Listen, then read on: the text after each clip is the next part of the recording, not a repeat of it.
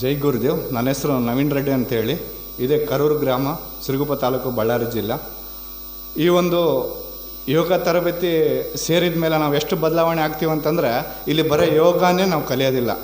ಅಂದರೆ ಯೋಗ ಕಲಿಯೋದಿಲ್ಲ ಅಂತ ಹೇಳ್ತಿಲ್ಲ, ಯೋಗದ ಜೊತೆಗೆ ನಾವು ಜೀವನದಲ್ಲಿ ಯಾವ ರೀತಿಯಾಗಿ ಇರಬೇಕು, ಇಲ್ಲಿ ಸಮಯದ ಪಾಲನೆ, ಆಮೇಲೆ ಶ್ರದ್ಧೆ, ನಂಬಿಕೆ ಎಲ್ಲವನ್ನು ಈ ಒಂದು ಯೋಗ ತರಬೇತಿಯಲ್ಲಿ ಇಲ್ಲಿ ಕಲ್ತಿದ್ದೀವಿ ಅಂತ ಹೇಳ್ತಾ ಇದ್ದೀನಿ. ಯಾಕಂದರೆ 86 kg ಇದ್ದೆ ನಾವು ನಿನ್ನೆ ಚೆಕ್ ಮಾಡಿದೆ, ನಾನು ಬಸವರಾಜ ರೆಡ್ಡಿ ಮಾಮೂರು ಚೆಕ್ ಮಾಡಿದ್ವಿ. ನಾನು 79 ಆಗಿದ್ದೀನಿ.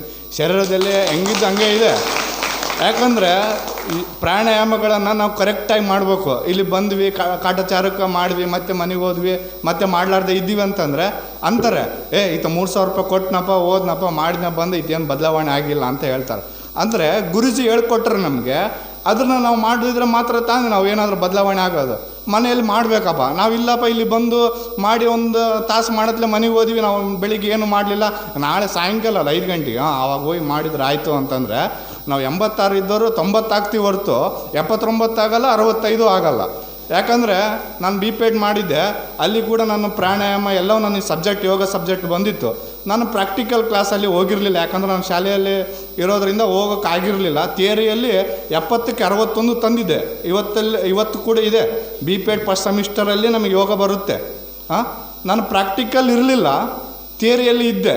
ಅಂದರೆ ಅಲ್ಲಿ ಯೋಗವನ್ನು ನಾನು ಸರಿಯಾಗಿ ಕಲ್ತಿರಲಿಲ್ಲ.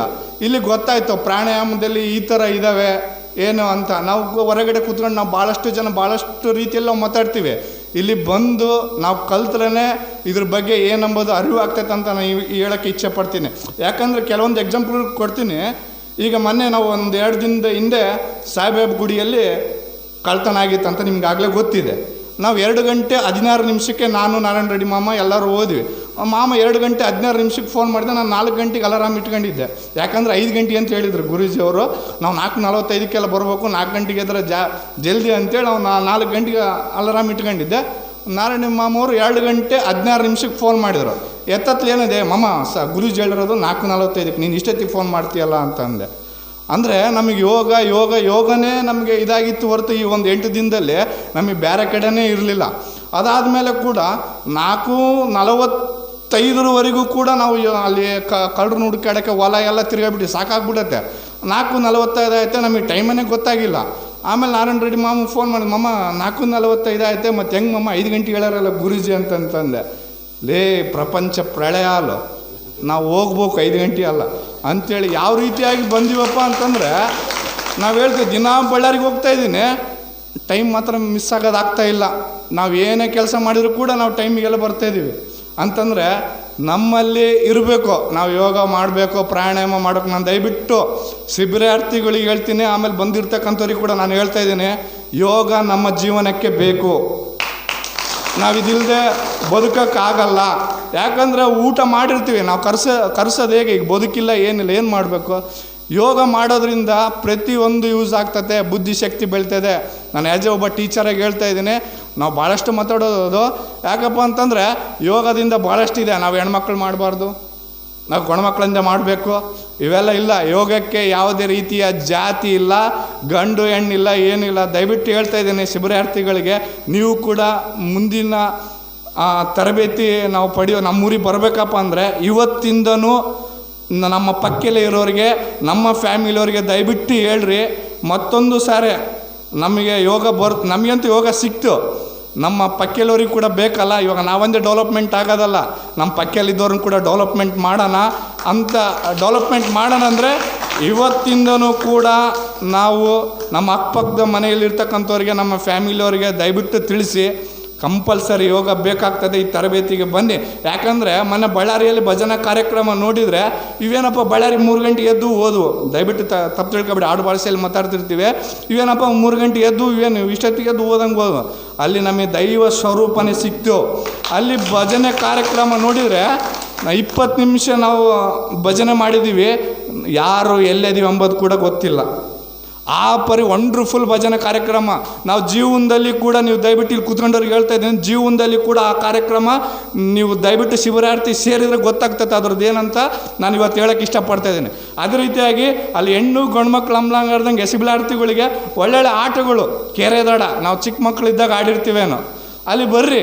ನಾವು ಈ ಒಂದು ಶಿಬಿರಾರ್ಥದಲ್ಲಿ ಮಕ್ಕಳಾಗಿದ್ದರೆ ಮಾತ್ರ ಸಣ್ಣ ಹುಡ್ರಿದ್ದಂಗೆ ಇರಬೇಕು. ನಾನು ಪೊಲೀಸು, ನಾನು ಟೀಚರು, ನಾನು ಊರಾಗ ಯಜಮಾನ್ ಮನುಷ್ಯ, ನಾನು ಇಲ್ಲಿ ಅಧಿಕಾರಿ ಅಂತಂದರೆ ಯೋಗದಲ್ಲಿ ಏನೂ ನಡೆಯೋದಲ್ಲ.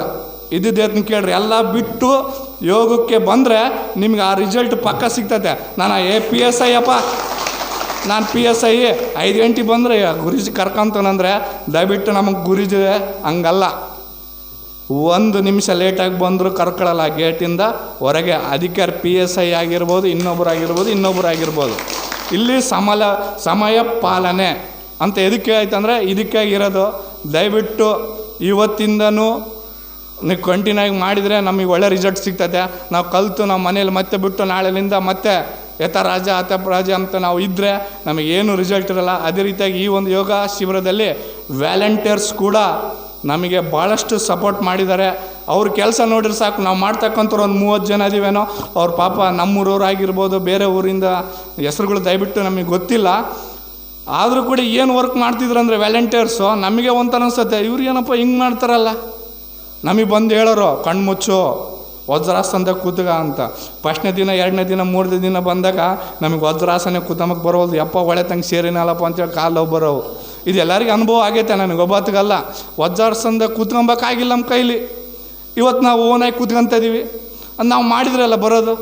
ನಾವು ಕಳ್ಳು ಮಾಡಿದಾಗ ಮಾಮೂಲಿಯಾಗಿ ಕೂತ್ಕೊಂಡು ಮಾಡೋದು. ಎಲ್ಲರೂ ಕಣ್ಣು ಮುಚ್ಚಿರ್ತಾರಲ್ಲ, ಹೌದಲ್ಲ. ಹಂಗಾಗಿ ದಯವಿಟ್ಟು ಹೇಳ್ತಾ ಇದ್ದೀನಿ, ಯಾವುದೇ ಪ್ರಾಣಾಯಾಮಗಳನ್ನು ನಾವು ಕರೆಕ್ಟಾಗಿ ಮಾಡಿದರೆ ಕರೆಕ್ಟಾಗಿ ರಿಸಲ್ಟ್ ಸಿಗ್ತತೆ. ಯಾವುದಲ್ಲಿ ಏನಾದರೂ ಕೆಲಸ ಮಾಡಿದ್ರೆ ನಮಗೆ ಏನಾದರೂ ಸಿಗೋದೆ. ಇದು ಕೂಡ ಅಷ್ಟೇ, ಯೋಗ ಕೂಡ ಅಷ್ಟೇ. ನಾವು ಎಷ್ಟು ರಿಯಾಲಿಟಿ ಇರ್ತೀವೋ ಅಷ್ಟನ್ನೇ ನಮಗೆ ಇದು ಮಾಡ್ತದೆ. ನಾನು ಕೂಡ ಅದೇ ರೀತಿಯಾಗಿ ಬಳ್ಳಾರಿ ಭಜನಾ ಕಾರ್ಯಕ್ರಮ ಅತ್ಯಂತ ನನ್ನ ಜೀವನದ ಅತ್ಯಂತ ಒಳ್ಳೆಯ ಕಾರ್ಯಕ್ರಮ ಅಂತ ನಾನು ಹೇಳೋಕ್ಕೆ ಬಯಸ್ತಾ ಇದ್ದೀನಿ. ಅಲ್ಲಿ ಗಂಡು ಹೆಣ್ಣಮ್ಮ ಅಮ್ಮನಂಗೆ ಮದುವೆ ಮಾಡಿದ್ವಿ. ಎಷ್ಟು ವಿಜೃಂಭಣೆಯಿಂದ ಮದುವೆ ಗೊತ್ತಾ? ಅಲ್ಲಿ ಬಂದಿದ್ದವ್ರಿಗೆ ಗೊತ್ತಾಗ್ತತೆ ಅವ್ರು ಯಾವ ರೀತಿಯಾಗಿ ಡ್ಯಾನ್ಸ್ ಭಜನೆ ಮಾಡ್ತಿದ್ರಿ. ನಮ್ಮೂರವರನ್ನು ಕೆಲವರು ಮಾಡಲಿಲ್ಲ ಭಜನೆ, ನಾಚ್ಕೊಂತಾರೆ. ನಮ್ಮ ಹಳ್ಳಿಯವರು ನಾಚ್ಕೊಂತಾರೆ. ಅಲ್ಲಿ ಸಿಟಿಯವರು ಎಂತೆಂಥ ಇಂಥ ಅಧಿಕಾರಿಗಳು ಬಂದರು, ಎಲ್ಲರೂ ಬಂದಿದ್ರು. ಯಾವ ರೀತಿಯಾಗಿ ಡ್ಯಾನ್ಸ್ ಮಾಡ್ತಾಯಿದ್ರು, ಯಾವ ರೀತಿಯಾಗಿ ಭಜನೆ ಮಾಡ್ತಾಯಿದ್ರು, ಯಾವುದೇ ಇಲ್ದೇ. ನಾವೇನು ಒಂದು ಹೇಳ್ತೀನಿ ನೋಡ್ರಿ, ಮನೆ ಬಿಟ್ಟು ನಾವು ಎಲ್ಲಾದರೂ ಒಂದು ತಲೆ ಹೋಗಿವಿ ಅಂತಂದರೆ ನಾವು ಮನೆಯಾಗ ಇದ್ದಂಗೆ ಇರಬೇಡ್ರಿ. ದಯವಿಟ್ಟು ನಾವು ಇಲ್ಲೆಲ್ಲೋ ಒಂದು ಪ್ಲೇಸಿಗೆ ಬಂದೀವಿ, ಮತ್ತೆ ಸಿಗೋಕ್ಕಲ್ಲ. ಇವಾಗ ನಾಳೆ ಮುಂಚೆ 3 ಗಂಟೆಗೆ ನಾವು ಮಾಡೋಕ್ಕಾಗ್ತದ? ಆಗಲ್ಲ. ಅದಕ್ಕೆ ದಯವಿಟ್ಟು ಇದ್ದವ್ರನ್ನ ದಯವಿಟ್ಟು ಯೂಸ್ ಮಾಡಿ ಕೇಳ್ರಿ. ನಾವು ಮಾಡಬಾರ್ದು ಹೆಣ್ಮಕ್ಳು ಅಂತಂದರೆ ದಯವಿಟ್ಟು ನಾವು ಹಿಂಗೆ ಇರ್ತೀವಿ. ದಯವಿಟ್ಟು ನಾನು ಹೇಳ್ತಾ ಇದ್ದೀನಿ, ವ್ಯಾಲಂಟಿಯರ್ಸ್ ಕೂಡ ನಮಗೆ ಈ ಒಂದು ಆನಂದ ಯೋಗ ತರಬೇತಿ ಶಿಬಿರದಲ್ಲಿ ಕರೂರಿನವರಾಗಿರ್ಬೋದು, ಬೇರೆ ಊರಿಂದ ಪಾಪ ದೊಮ್ಮೂರು ಅಲ್ಲೆಲ್ಲಿದ್ದ ಬರ್ತಾಯಿದ್ದಾರೆ. 4:45 ಸ್ಟಾರ್ಟ್ ಆಯ್ತಂದರೆ ಅವರು 4:40 ಇರ್ತಿದ್ರು. ನಮ್ದನ್ನು 1 ನಿಮಿಷ 2 ನಿಮಿಷ ಲೇಟ್ ಆಗ್ತಿತ್ತೇನೋ ಅವ್ರು ಮುಂಚೆಗೆ ಇರ್ತಿದ್ರು. ಅವ್ರಿಗೆ ಕೂಡ ಈ ಒಂದು ಯೋಗ ನಮಗೆ ಭಾಳಷ್ಟು ಸಹಾಯ ಮಾಡಿದ್ದಕ್ಕೆ ಅವ್ರಿಗೆ ಕೂಡ ನಾನು ಭಾಳಷ್ಟು ಥ್ಯಾಂಕ್ಸ್ ಹೇಳ್ತಾ ಇದ್ದೀನಿ. ಜೈ ಗುರುದೇವ್.